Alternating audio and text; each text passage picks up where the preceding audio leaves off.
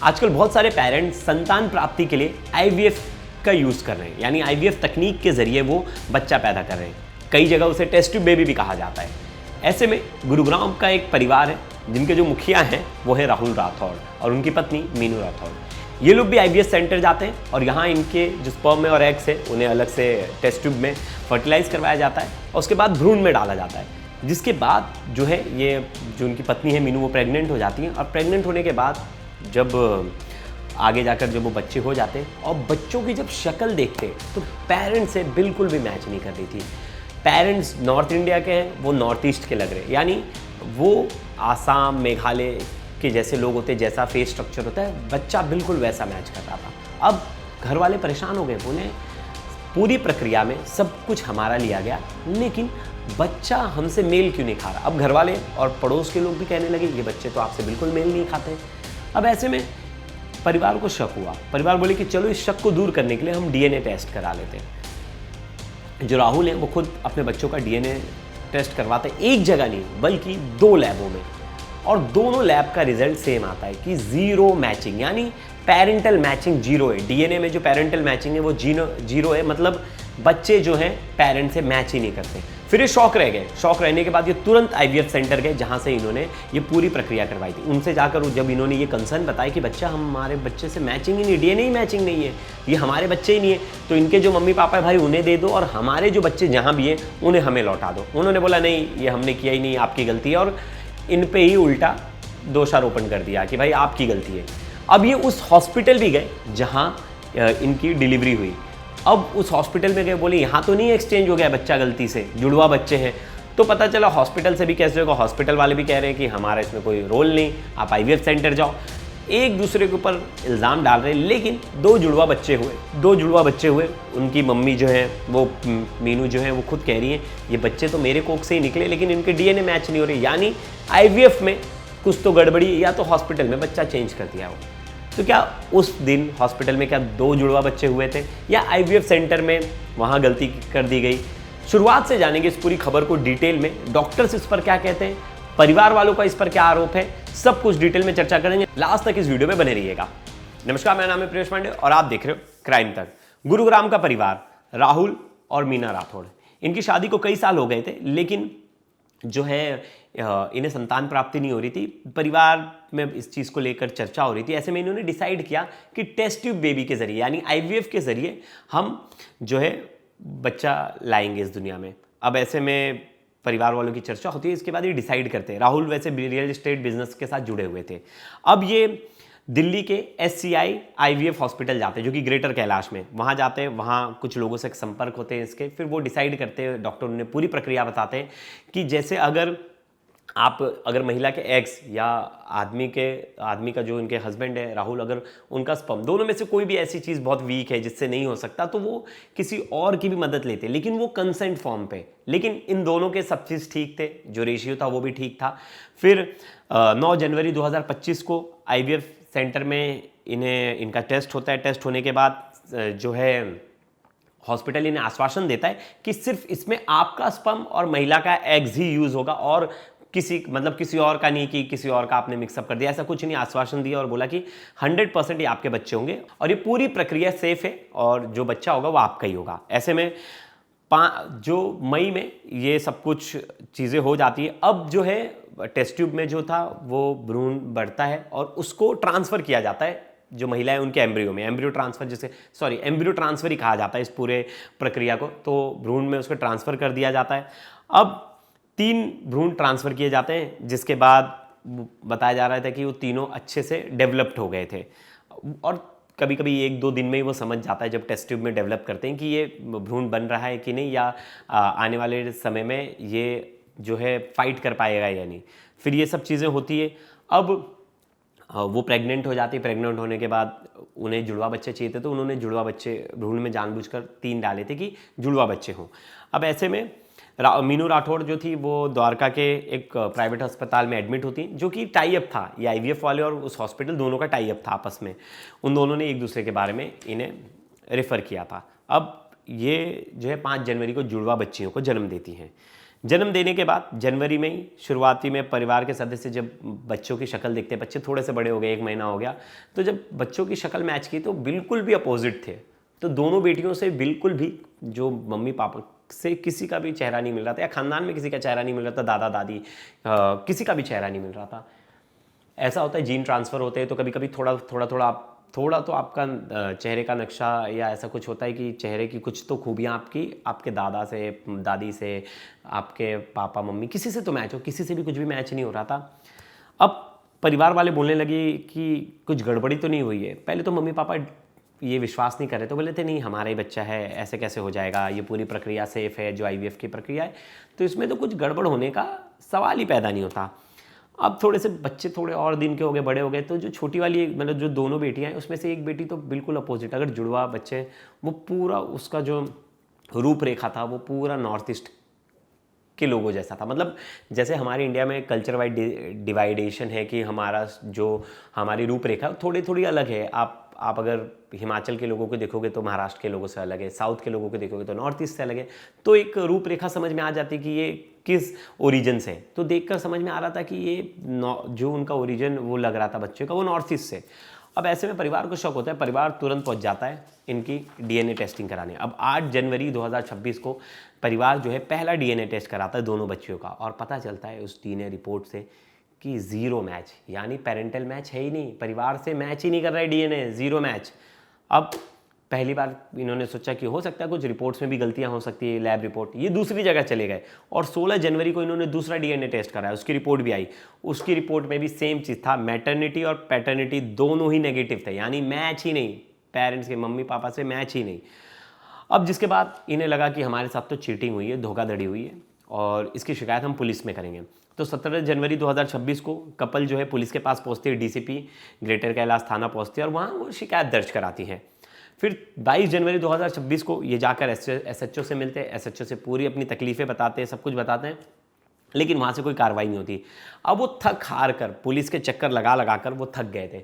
अब मार्च 2026 में, मार्च में जाकर वो साकेत कोर्ट पहुँचते हैं, और साकेत कोर्ट का दरवाज़ा खटखटाता है कि हमारी सुन ली जाए, हमारे साथ चीटिंग हुई है, ना पुलिस हमारी सुन रही, ना कोई अथॉरिटी हमारी सुन रही, हमारी कोई हेल्प ही नहीं कर रहा। 31 मार्च 2026 को कोर्ट जो है आदेश करता है कि इस मामले में FIR दर्ज हो और इसकी जांच हो, और बाकायदा ART एक्ट 2021 और धोखाधड़ी एक्ट के तहत जो है मामला दर्ज किया जाता है। अभी जो मामला है वो डिफेंस कॉलोनी के थाने में ट्रांसफ़र कर दिया जाता है। सब कुछ चल रहा था। अब इसमें एंट्री हो गई थी दिल्ली सरकार की भी, और ART और सरोगेसी डिपार्टमेंट जो थे वो भी, उन्होंने बोला कि एप्रोप्रिएट एक्शन लिया जाए, जो लोग इसमें शामिल है या कोई गड़बड़ी हुई है जांच की जाए। अब काफ़ी समय बीत गया, अब टाइम हो गया, 12 जून का समय आ गया, लेकिन परिवार का ऐसा कहना है कि जो IVF सेंटर वाले थे ना, उनके खिलाफ कोई कड़ी जांच की जा रही है, ना हॉस्पिटल से रिकॉर्ड्स इकट्ठा किए जा रहे, ना IVF सेंटर से रिकॉर्ड इकट्ठा किए जा रहे, जांच के नाम पर कुछ नहीं हो रहा है, पुलिस वाले कुछ नहीं कर रहे। अब वो परेशान हो गए और उन्होंने मीडिया में आकर गुहार लगाना शुरू कर दी। उन्होंने सोशल मीडिया पर अपनी वीडियो डाली है, पहली वीडियो है, जो वीडियो डालकर उन्होंने कहा कि हमारी हेल्प कीजिए, हमारी सहायता कीजिए, और तमाम मीडिया चैनल्स को उन्होंने टैग किया। फिर एक एक करके मीडिया वाले भी वहाँ पहुँचने लगे, इनकी खबर जो है सुर्खियाँ बन गई, और हर तरफ ये खबर वायरल होने लगी, क्योंकि बहुत सारे IVF सेंटर खुल गए। मुझे लगता है नोएडा NCR में ही दर्जनों भर IVF सेंटर्स हैं, और आज के टाइम में जब लोग इतना ज़्यादा हेल्प ले रहे हैं IVF की, तो ऐसे में सवाल खड़ा होता है कि अगर यहाँ भी गड़बड़ी हो रही है तो फिर तो आने वाले समय में कौन किसका बच्चा है पता ही नहीं चलेगा, किसके भ्रूण में किसका बच्चा पल रहा है। अब पेरेंट को कोई परेशानी नहीं है, उनके जो हस्बैंड है, जो उन्होंने बोला कि हम इस बच्चे को भी उतना ही प्यार दे रहे, सब दे रहे, लेकिन मुझे लगता है जो इसके असली माँ बाप है उन तक ये बच्चा जाना चाहिए, और हमारे पास जो हमारे बच्चे हैं वो हमारे पास आने चाहिए। इस पर राहुल ने क्या कुछ कहा, जो पिता हैं, एक बार उन्हें सुनते हैं। एक्चुअली हमारा IVF ट्रीटमेंट जो शुरू हुआ था SCI IVF हॉस्पिटल में शुरू हुआ था। उससे पहले हम अपनी गायनेकोलॉजिस्ट जो डॉक्टर रितु गर्ग है उनके संपर्क में थे, उन्होंने ही हमें वहाँ पर रेफ़र किया था। उनकी एक फ्रेंड है डॉक्टर मनप्रीत कौर, तो वो SCI में जॉब करते हैं, तो उन्हीं के थ्रू हमें शिवानी सचदेव गौर से मिलवाया गया था SCI हॉस्पिटल में। वहाँ पर जाके हमारा ट्रीटमेंट शुरू हुआ। फर्स्ट डे हमारे 9 जनवरी को 2025 को हमारे टेस्ट वगैरह हुए थे। टेस्ट की रिपोर्ट बिल्कुल नॉर्मल थी, वो कहीं पर भी चेक करवाई जा सकती है। उसके बाद सर हमारा ट्रीटमेंट शुरू हुआ। 13 फरवरी को मेरी वाइफ के 8 एग्स पिकअप हुए थे और मेरा सीमेन सैंपल लिया गया था, और उसके बाद हमें बताया गया था कि उन 8 एग्स में से 5 एम्ब्रियोज बनी हैं। जिसमें से 3 एम्ब्रियोज ट्रांसफ़र की जाएंगी 14 मई। मैं फिर इस डेट को स्पेशली बोलना चाहता हूँ कि 14 मई 2025 को 3 एम्ब्रियोज मेरी वाइफ के वॉम में ट्रांसफ़र की गई और उसके बाद प्रेगनेंसी कंसीव हुई, ट्विंस प्रेगनेंसी। हम चाहते ही ट्विंस थे, मतलब हमारी शुरू से ये थी कि इच्छा कि ट्विंस हो जाए, तो आप लगा के चलिए ट्विन प्रेगनेंसी कंसीव हुई हमारी। उसके बाद सर आप लगा के चलिए नॉर्मल हमारा ट्रीटमेंट दिसंबर तक उनके पास चला। उसके बाद हम लोग वापस डॉक्टर रितु गर्ग के पास आ गए, क्योंकि डिलीवरी जो है गायनाकोलॉजिस्ट वो थे, तो डिलीवरी हमारी मैक्स हॉस्पिटल द्वारका में हुई है। अब सर जब बच्चों का जन्म हुआ तो बड़ा बेबी तो नॉर्मल है, मतलब वो अगर आप वीडियो वगैरह भी देखा होगा, बड़ा बेबी बिल्कुल नॉर्मल है, लेकिन छोटा बेबी जो है सर उसके फीचर बिल्कुल ऐसे हैं जैसे नॉर्थ ईस्ट साइड के बच्चे हों। उसी बात पे हमें थोड़ा डाउट हुआ था, उसकी वजह से हम लोग सर डीएनए टेस्ट के लिए गए और डीएनए टेस्ट की जो रिपोर्ट्स आई उसमें मैटरनिटी और पैटर्निटी टेस्ट दोनों ही फेल हैं सर। तो इससे एक चीज क्लियर है कि ये बच्चे बायोलॉजिकली हमारे बच्चे नहीं हैं, ठीक है जी। अब इनको हमने जन्म दिया है या नहीं दिया ये भी हमें नहीं पता, क्योंकि संभावनाएं सिर्फ 2 है, या तो एससीआई की तरफ से बच्चे बदल दिए गए हैं, वो एम्ब्रियोज चेंज कर दिए हैं उन्होंने, हमारे एम्ब्रियोज किसी और को दे दिए और किसी और के एम्ब्रियोज हमें दे दिए गए हैं, और या फिर जहां पर जन्म हुआ है वहां पर आप लगा के चलिए हमारे बच्चे बदल दिए गए हैं।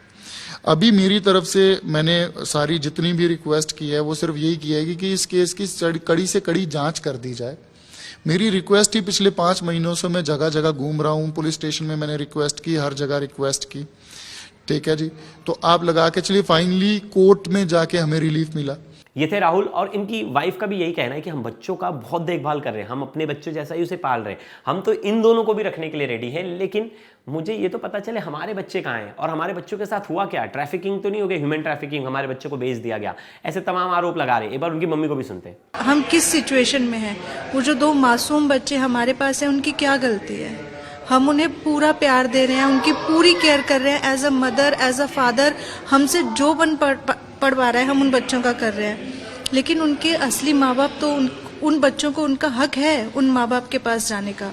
वो बच्चे अपने असली माँ बाप के पास जाने चाहिए जो जेनेटिक पेरेंट्स हैं उनके। हम हमारी तरफ से जो कर पा रहे हैं उन बच्चों के लिए पूरा प्यार पूरी केयर कर रहे हैं, मेरा पूरा परिवार उन बच्चों के लिए हम सब कुछ कर रहे हैं। पर हमारे बच्चे कहाँ हैं सर? हम हमारे बच्चों के ट्रीटमेंट के लिए गए थे, हमारा सब कुछ किया गया था, तो हमें क्यों नहीं पता कि हमारे बच्चे कहाँ हैं। मैं प्रेग्नेंट हुई हूँ, मैंने बच्चों को जन्म दिया है, तो कैसे पॉसिबल है कि उन बच्चों का डीएनए मुझसे नहीं मिल रहा है, मेरे हस्बैंड से नहीं मिल रहा है।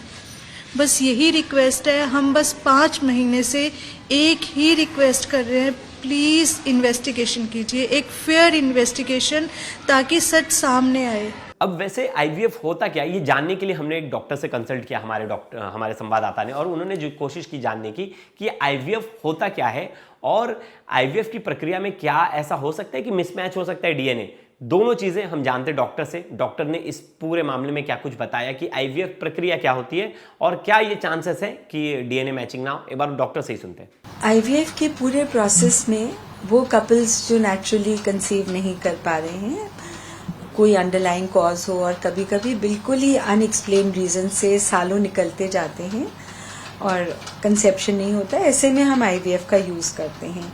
इसमें सबसे खास बात यह है कि एक औरत के एग्स अंदर बनते हैं उसकी बॉडी के और वहीं से खत्म हो जाते हैं, पर हम उन एग्स को हार्वेस्ट करके बाहर निकाल लेते हैं। एक साइकिल में एक के बजाय हम जितनी उसकी क्षमता है ओवरी की 10, 12, 15 एग्स बनाने की, उसको एक्सप्लोर करते हैं गोनाडोट्रोपिन इंजेक्शंस देके। जब वो एग सरफेस हो जाते हैं उनको एक नीडल डाल के निकाल लेते हैं। इन सब एग्स को उसके हस्बैंड का एजैक्यूलेटेड सैंपल लेके या जिस तरह से भी स्पर्म लेके और उनके साथ फर्टिलाइज कर दिया जाता है। ये अगले ही दिन हम चेक करते हैं कि फर्टिलाइज हो गए कि नहीं।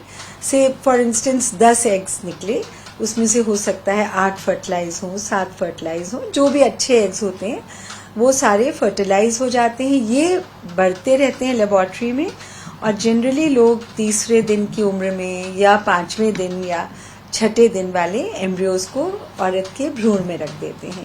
आजकल फ्रीजिंग बहुत हो रही है, जैसे एग्स निकले, बहुत सारे एम्ब्रियोज बने, उन सबको फ्रीज करके -197 डिग्री सेंटीग्रेड पे बहुत सुरक्षित रूप से विट्रीफाई कर देते हैं। तो जब भी हमें डालना होता है औरत के अंदर इन एम्ब्रियोज को, तो हम 1 या 2 जो उस लैब का नियम है उस हिसाब से निकाल के वार्म करके देखते हैं कि हाँ अरे ये अभी भी अलाइव हैं, री एक्सपैंड कर रहे हैं, तब उनको उसके यूट्रस में डाल दिया जाता है। ये है आईवीएफ की पूरी प्रक्रिया। मैम साइंटिफिकली ये पॉसिबल है क्या इफ कि बच्चे की डिलीवरी हो और मदर और फादर से दोनों ही वो इम्प्लांटेड जो एम्ब्रियोज हैं या जो डिलीवरी हुई है बच्चों की, उनके डीएनए मैच ना हो? नहीं, ऐसा साइंटिफिकली पॉसिबल नहीं है। अगर माँ का एग और फादर का स्पर्म यूज हुआ है तो वो एम्ब्रियो 100% मदर और फादर से मैच करेगा, उसके डीएनए से मैच करेगा। खाली अगर स्पर्म किसी और सोर्स से लिया जाए या एग किसी और सोर्स से लिया जाए, जो आईवीएफ में अक्सर करते हैं, लेकिन ये पूरे कंसेंट के साथ किया जाता है, जिसमें मदर और फादर के सिग्नेचर्स होते हैं सारे कागजों पे कि भाई हमारा स्पर्म बहुत पुअर है या इससे एम्ब्रियो नहीं बन रहे हैं, तो डोनर स्पर्म लिया जाए और हम दोनों इसकी कंसेंट देते हैं। सेम थिंग इवन मदर के एग्स के साथ में होती है कि अगर एग्स नहीं निकलते हैं, बहुत लो रिजर्व है, क्वालिटी बहुत पुअर है, कई आईवीएफ फेल हुए हैं, तो बहुत से कपल्स आके ये बोलते हैं कि जी हमारे लिए एक डोनर ले लिया जाए। अगर हम डोनर एग या डोनर स्पर्म कुछ भी यूज करते हैं, उसके पूरे कंसेंट फॉर्म्स उस आईवीएफ लेबोरेटरी में जरूर होते हैं, और उस केस में नेचुरली जो डीएनए है वो डोनर से मैच करेगा, जो कपल है उससे नहीं मैच करेगा। अब इस पूरे मामले ने तूल पकड़ लिया, सोशल मीडिया पे इसकी वीडियो वायरल हो रही है, पेरेंट्स की वीडियो वायरल हो रही है, और बहुत सारे पेरेंट्स अभी भी जो आईवीएफ करवाने जा रहे हैं, अब उनके मन में भी शक आ गया है क्या ये प्रोसेस सेफ है, क्या जो अगर उनके बच्चे मैच नहीं करे डीएनए में, या गलती आईवीएफ सेंटर की है या हॉस्पिटल की। अब दोनों कंफ्यूज है, जांच में ही पता चलेगा कि इसमें से आरोपी कौन है, किसकी गलती है, क्या कुछ हुआ है।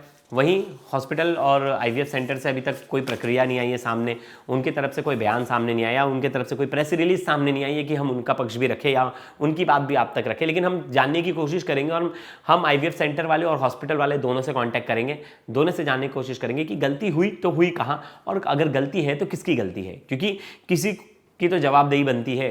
क्योंकि पेरेंट्स ऐसे आकर रो रहे हैं, डेली वो मीडिया के सामने आकर बोल रहे हैं, वो बोल रहे हैं कि उनकी मदद हो जाए, वो नहीं चाहते किसी पर एक्शन भी, वो तो बोल रहे हैं कि सिर्फ हमें हमारा बच्चा मिल जाए, हम उतने से ही संतुष्ट है, खुश हैं।